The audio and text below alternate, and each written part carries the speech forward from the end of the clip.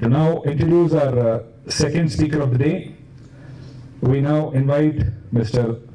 Siddharth Anbuselvan, Honorary Treasurer, IF Chennai Chapter, to introduce our second speaker, Mr. K. Varatharajan, Vice President Operations, Nelcast Limited, to the gathering, please. Thank you, Vignesh.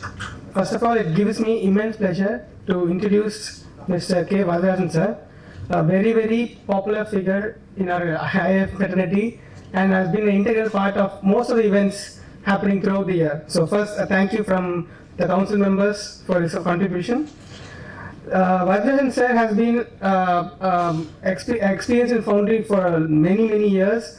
To start, he had passed PGDMM in 1992 from Madras University, taken up agriculture for the first few years, then joined SIPCOT Kadalur for a project, and then in Feb 1997 joined Ennur Foundries. That was the beginning of his foundry journey. As a trainee maintenance engineer, occupied various positions, worked across all the functions of the foundry. In October 2012, he moved to Sri Perambuttur plant as head manufacturing, and in 2015 he became the plant head at Ennur plant and improved the productivity by 30% by reducing 15% of manpower. He is also, after the merger with Ashok Leyland, he was given the opportunity as head quality, NPD and FE for both Ennur and Sri Perambuttur units. The overall rejection of Foundry division was at level of 13% and with team effort reduced to level of 9% when he exited after 22.5 years of experience. He has received the Best Champion Award for problem solving across all Ashok Leyland plants for the year 2018-2019. He has joined Nelcast Limited in October 2019 as plant head of Ponneri unit. He has improved the productivity by 20% and brought the overall rejection down to 15%, and his journey is continuing over there. At IF Chennai Chapter Chairman, he was for the year 2019. He has supported IFC and IFX team along with the council. During his term, the chapter has received the Best Chapter along with Coimbatore Chapter. He has published 3 case studies in IF journals. He has led the IF Chennai Chapter team as organizing committee chairman more than 5 times. His journey, as I mentioned, is an integral part of IF Chennai Chapter, and I wish to get more information from sir in the coming years. Everyone, thanks Siddharth for the nice introduction.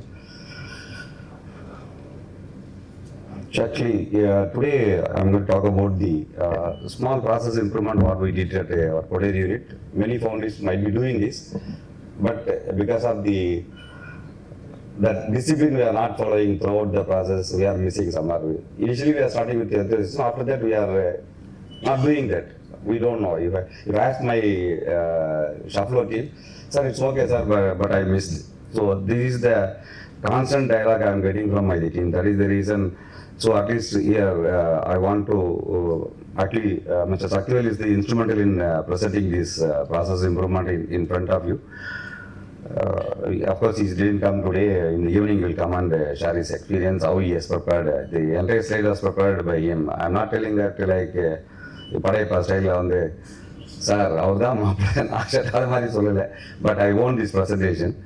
But he has put a lot of effort to, actually he has implemented this process improvement and then he has made the presentation, but it is to be the basics. And also the second part is I have done that I'll show to you, but many of you may thought of it, or I don't know whether people are doing it or not, but I'll take you through those slides. Just about an overview about the Nelcast. So we started commercial production in the year 1985. We have 3 locations, plant locations, Bulur in Andhra Pradesh, Ponneri.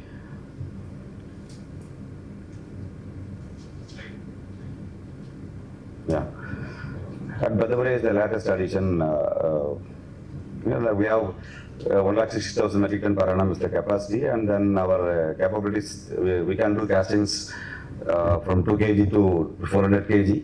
And 30 green grey and 35 kg to 40 kg. We have approximately 1,050 employees. Last year our turnover was 1267 crores, and approximately already frames are 460 crores from the export market. And our business segment is tractors, we are at 47%, and automotive side we are at 52%, off-highway 1%. We are the largest jobbing foundry in the ductile iron and the largest producer of heavy grey and castings. And this is our customer portfolio, both domestic as well as overseas customers. And in the year, this is our milestone. This year added on Nelcast office, the new KW line at Poneri just installed and commissioned. We started running from the month of July. This month we are going to start, from Monday onwards I'm going to operate all the 3 ships. And the another one is we got the license from the BAS recently, and day after tomorrow we are going to get the license from the BAS institution. So coming to directly to the process, so to have a process we need at least input and then getting converted into outputs. And any some guys why we need to improve the process. Let it be interactive, ba. Tamil பேசலாம். Okay. Efficiency Okay. manufacturing cost, energy. Yeah. So it helps organization identify and eliminate the inefficiencies first. This is how I think, and my colleague also thought of it. And leading to increased productivity, of course, both of you said. Better resource allocation, improved process and product quality, reduced costs. Of course, enhance customer service, that has to come first, but I told us to keep it in our mind always. So, to enhance the customer satisfaction, always we need to improve the processes. Because all the customers are visiting us and then auditing us on regular basis. So, to satisfy them, we have to do some improvements or some VAV projects, always we have to do. So, that is a condition. Just, I am attempting this we attempted this improvement in our ductile line pouring, basically. So normally any foundry, smaller foundry, we are doing with the treatment in open condition only. Of course, Ashok Lane is doing the pour wire treatment. The other smaller foundries, and even Nelcast, all the 3 foundries, where ductile line treatment is only through the open treatment. So actually, why we gone to this level of investigation and then started improving these processes? In the month of March, we started the journey of TPM and TQM at Poneri unit. That time we have started identifying the losses where we are doing more losses, particularly on front of the productivity only we started this activity. There we ended up with the 2 issues. One is the metal return to furnace, and the another one is we are not meeting the pouring time whenever the ductile improves, because it's a treated metal. Within some particular period of time before that we have to pour it, otherwise the fading will happen, the casting will not meet the customer requirements, we have to scrap it. With these 2 conditions only we started working on this.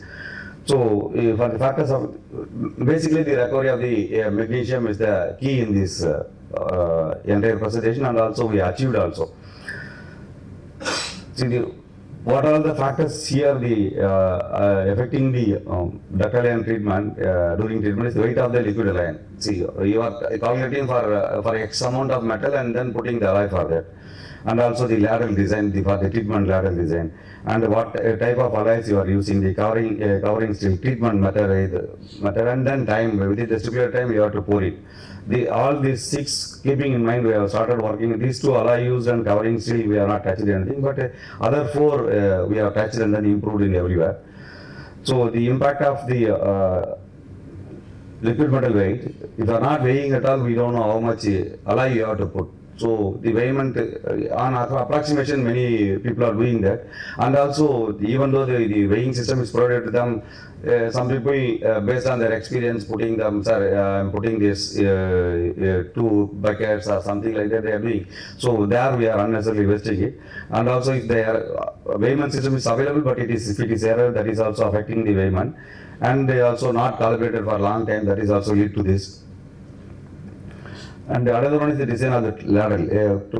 Treatment ladle should meet the design requirements and also the treatment requirements. That packet has to be precise, and also the first metal which you are pouring should not touch the packet area, otherwise the reaction will start immediately. So that time itself the magnesium started evaporating. So these are all the things we have considered in the ladle design, and also our treatment. Most of the firm is doing the open treatment only. And we thought of going for the a cover or the tarnish cover type of thing, and then we discussed with one of our supplier. With their experience and our knowledge joined together, we developed a lead for this treatment, and then we bought new ladle, particularly because the existing ladle we doesn't want to disturb it, so we bought a new ladle. After that, we are able to progress on this. So when the treatment is happening with the tarnish cover kit or closed lids, there is no spillage at all. When because of this, you can see the shape and then the orifice through which the metal is coming. It goes directly to the bottom of that. After that, the pocket area fills. After that, only metal comes and touches the alloys. So to that extent, we have taken almost that 30% of the metal is filled in the ladle. Only the metal is coming to the treatment area, and also the temperature loss is very less. And the violent reaction, the furnace operator, he need not to go through that difficult environment, and also metal flows to the orifice, delays the reaction. And also the basic disciplines, again, that's what I mentioned initially. So ladle has to be clean, there should not be any left out metal, otherwise when you put the alloy material, that started immediately reacting to that, so we started using the magnesium. I also don't add the alloy into the ladle. For example, the one ladle to next ladle pouring takes some time. Immediately what the guy in the shop floor is, he immediately put the alloys and then keep the ladle free for some time. Even for 2-3 minutes also, you should not allow to happen like that. So whenever the metal is going to about to reach, that time if you add the alloys, that we can get the better recovery. And also we did another big change is normally many foundries use the sodium silicate ladle lining material. We removed all the ladles, even for the grey iron ladles, so we removed the sodium silicate, gone for the refractory based lining, so that helps in many ways, and also temperature loss is reduced and the slag build up in the metal or the wall of the ladle, those kind of things have been eliminated. So it works well, and also we horizontally deployed to this ductile iron pouring systems also. So this there are varieties of covering materials are available. Steel stamping is the widely used material across all the foundries. Ductile iron turnings also we can use. Ductile iron spill metal and ductile iron discarded chipping metal, that from our own castings we can remove the fins and flashes. That if it is short busted condition, you can use it. I tried using it, and then I'm getting better recovery about it, because already it has many of the alloying components in that can be used, and also copper for failure grid, but many of us not doing that. And this purpose of these covering chips is to extend or delay the time of contact of the molten iron with the ferrous magnesium, and the covering material has to melt first before the molten iron comes and contacts with the alloys. And purpose of covering material is to get as much as iron into that. That's what I said. So almost 50% of the ladle comes, that time it comes into the reaction, then we can get much recovery of the magnesium. So this is the entire the process from metal tapping to pouring to the box. So metal tapping from the furnace ladle to includes the treatment time. So it's foundry to foundry vary, but we have at Nelcast 600 seconds is the maximum time. Before that I have to pour it, otherwise we return the metal to the furnace or we are picking it. So ladle etching, normally what will happen, the treatment, when receiving the metal, the treatment ladle, after that from the treatment ladle to we are changing to another ladle, then that ladle is being moved to the pouring, the melting section, to the pouring area. There also there is a delay in our system, because I have to move manually. After that it has to take on to the molding line and it needs to be poured. And before pouring we have to apply some deslagger and remove the liquid slag. After that we are pouring from first box to last box, whatever the temperature requirement of that particular product, we are maintaining that. So end to end we are operating 600 seconds. So for example, this metal tapping time and the ladle itself, the current situation almost it took 100 seconds for us. Out of 600, 100 seconds I am losing there itself. So balance is the 500 seconds. In 500 seconds I have to exchange the metal, and after that transfer that almost another 150 seconds it's going there. Totally 250 seconds is the loss. Within 350 seconds only I have to pour the metal, and then deslagging, after that this has to happen. So this was the challenge for us. So because of this only the time is getting completed. We are taking the metal back to the furnace, or we are picking it. So that is under loss. Ultimately we are melting the metal and then picking it for no use. So these were stuck because of the, we want to parallelly save the energy also, and then the return metal also we want to save. Keeping those things, and we have done a lot of improvements. So how to reduce the tapping and pouring time? See, many times when started pouring, the furnace struts, the hydraulic system will not work. So immediately, these are the problem we face. So we separate all the hydraulic system. We have six crucibles, 3 dual tracks, of course. Everything we have separate. Anytime before, there should not be any hydraulic breakdown. That we ensure first. After that, we introduce the tundish cover for the treatment, only for the ductile iron pouring. So metal will, see, when if it is a open ladle, here the furnace operator has to see it should not touch the alloying element first. So he has to push the ladle here and there, and then it took a lot of time, delay, those things are happening. Now, since we put the cover, he can, like grey and metal, how he can transfer it easily. So that is the reason we introduced the cover. That also kind of bath kind of thing. So that it is not going to waste it, but we have only thing we have to do the lining and then preheat it, that's all. We are not going to lose anything on this. So we are pushing that, so it goes to the bottom of the ladle, and then it coming to the covering material. Of course, everywhere the trained operator is the key in the melting area. We cannot leave it to the trainee or inexperienced person. And another one is I don't know, any one of you attempted or not, we have used the treatment ladle to the pouring ladle. Same ladle we started using. We have been succeeded in that. And also the from melting to the molding section of the pouring area, earlier we have did with the manual movement. Now we started moving the motorized pallet kind of thing, so that saves time, and then operator fatigue also reduced.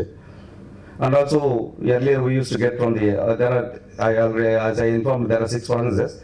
From the long area we have started taking the middle. Now in front of the molding line itself we have allocated particularly for this line, and then we reduced almost 70-80 meters traveling time also. That saves a lot of time for us. This the alloy and the covering steel we have not touched. This weight of the liquid iron and ladle design and the treatment method and time. These 4 areas we have worked. For the first one, the weight of the liquid metal, we introduced the electronic weighing system and digital display in front of the operator, so that he can understand how much metal is transferring from the furnace to the ladle. He can understand. And also every week we have started doing the calibration. On the other thing, what we have done, in the pouring crane itself, we have installed the weighing scale, so that the pouring operator is able to understand how much metal in the ladle, so that whether he can pour the next box or not to pour, those kind of things we have facilitated them. After that, there's a good improvement. And also from as I mentioned, the ladle design from open ladle to the closed ladle. So these are the benefits we achieved. The same thing. For the time alone, we have done the tapping metal fast. That's a hydraulic system reset, so less temperature loss. And the ladle exchange, we have gone for the treatment ladle to the pouring. The same ladle we started pouring. And this we reduced by in 2 ways, and then mechanization. We have reallocated the furnaces for this. And here also, as I mentioned, one is the load cell, another is the countdown timer we have put in front of the operator, so that he need not to look here and there. So in front of him the display will come, so that he will understand how much time is left. So by this we are able to save, out of the 600 seconds, 150 seconds we are able to save.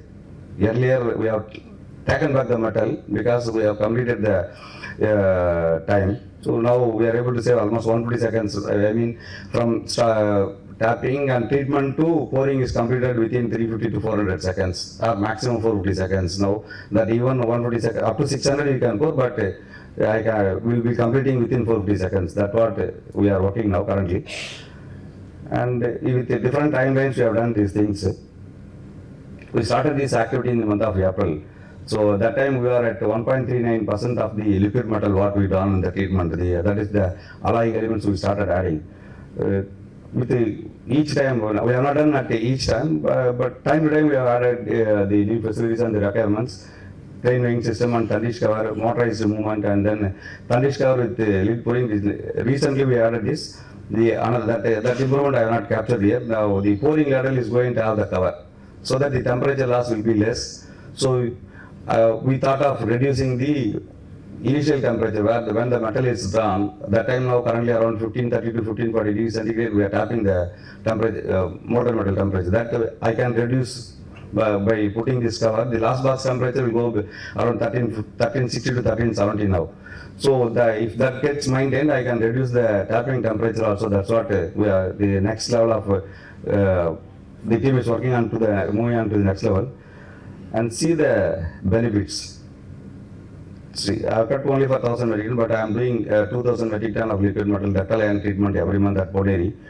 Of course, other Nelcast foundries are fully ductile iron only they are doing. By doing this, I am able to save in the month of October from 1.39% to 1.17%. It has come almost 2.2 tons of alloy elements we are able to save.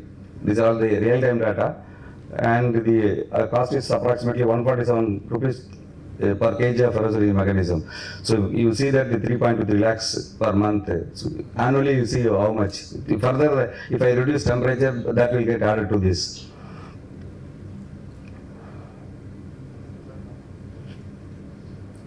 So the next subject is more interesting actually. One day when we are thinking about the handling the fins and flashes in the foundry. So from the degoring to moving to the melting furnaces and then putting this, remelting it, and then what we thought of it when we designed the tool. That time the designer how much allowances or fins and flashes he is keeping in the tooling. So that we want to understand that, and then and also we wanted to validate this, how much really it is coming, whether the flash is actually coming or it is less or high, we don't know, but this is the real waste for the foundry. But for the product it is required, otherwise the defect definitely prone to come. If the fins and flash are not there, at parting line definitely we will be facing the defects. Prem sir used to tell me, I don't want to have fin and flashes, because abroad many of the foundries doing like that only, but in India our conditioned machines and then tooling conditions we are unable to do that, but we wanted to reduce this, intend to reduce this. So what we did, I asked the designer to take the real clearance, how much you kept in the tooling. That's we have to understand from him. So this is the probe side fins and fin flash thickness 1.5 mm is here shown is the maximum, and 0.5 mm is the less here shown here.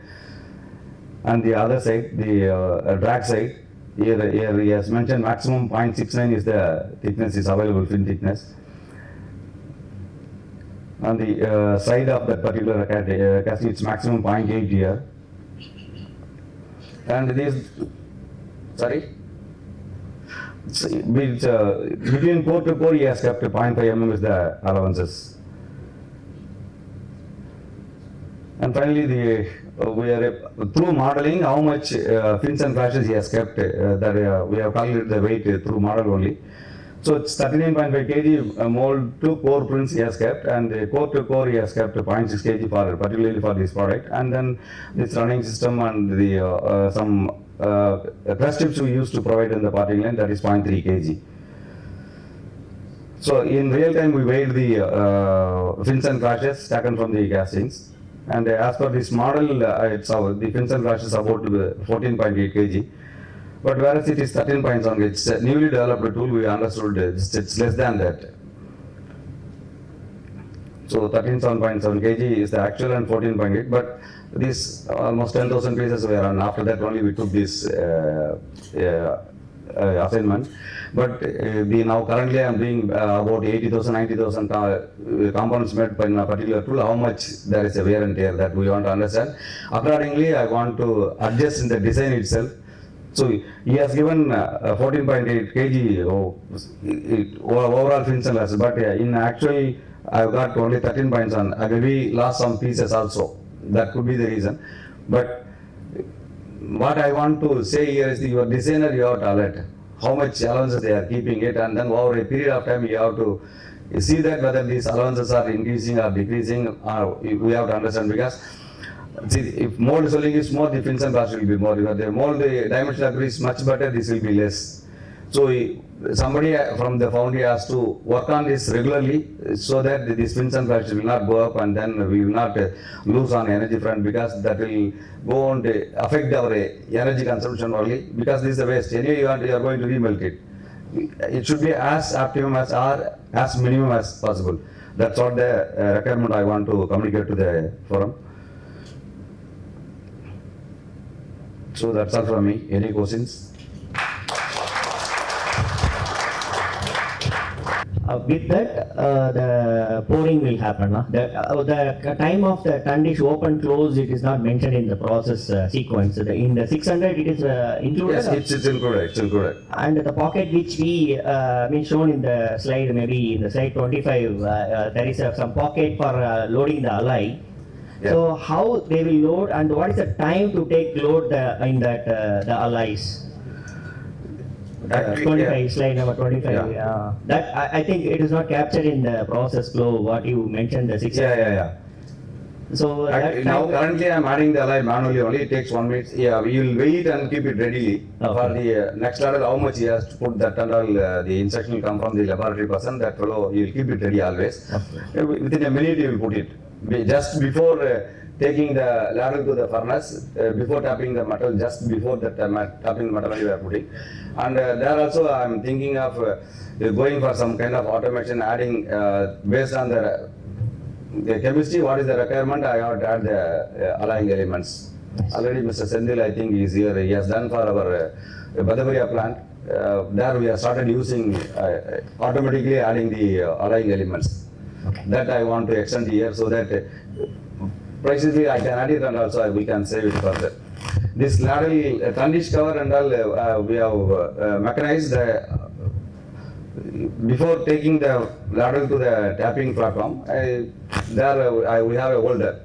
So crane will go, with the ladle goes in and then take the cover and then goes to the furnace. Again the return journey, it will come and keep the cover there and then goes back. So that will not take much, maybe 10 seconds for each time. Thank you. That's all. It's not before getting the cover, put the alloy, but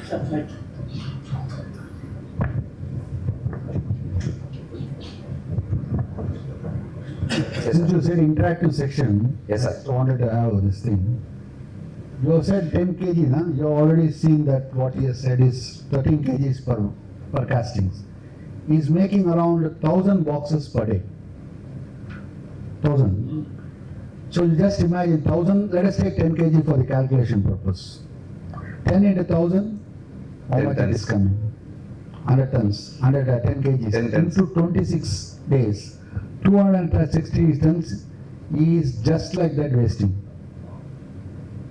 So approximately you can take the value of the product, suppose let us take for the calculation purpose 100 rupees per kg. So just imagine how much money it is going. When I went to the Europe or Japanese, I went to one of the European colonies, he doesn't have any fins at all. Of course, customers are accepting 1 mm to 1.5 mm fins outside the castings. But we have to educate the customer also, we should leave it as it is. We should not grind it. So every customer want some variable cost reduction.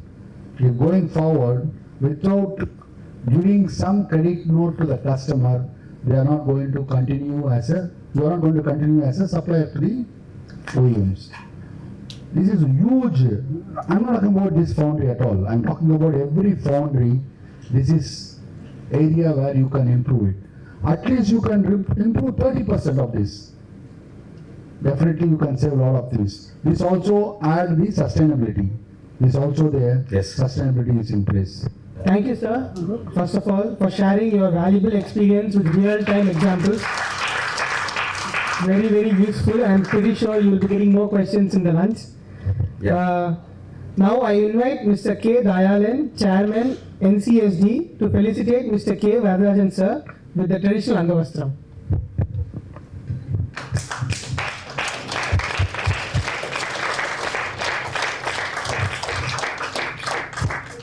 Now I call upon Mr. P. Venkatesan, Chairman, Organizing Committee, to felicitate sir with a memento.